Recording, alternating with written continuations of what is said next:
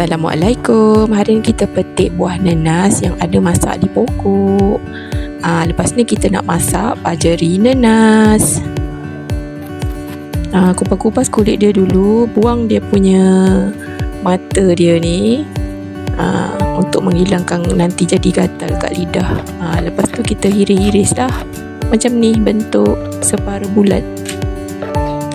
Lepas tu bolehlah kita proses masak pajeri nanas. Mula-mula kita rebuslah dulu nanas dia ni. Lepas tu air rebusan dia tu boleh jadikan minum lah, air minum lah, tambah gula sikit. Nanas ni nanti bila dah siap rebus ni, kita letak tepi dulu. Kita sediakan bahan lain. Bahan-bahannya santan pekat, serbuk kari, cili bos, sedikit kerisik, bawang merah, bawang putih, sedikit air dan minyak untuk menumis. Tumis hingga naik bau. Bancuhkan serbuk kari tu dengan air, jadikan paste. Nanti bila dah naik harum bawang-bawang ni, baru kita masukkan.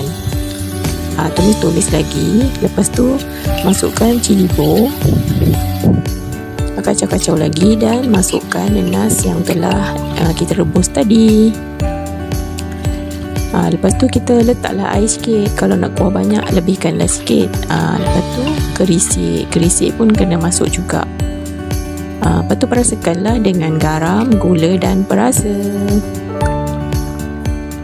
Biarkan merenih sekejap. Lepas tu masukkan daun kari. Daun kari ni optional lah, kalau ada boleh letak, kalau tak ada pun tak apa.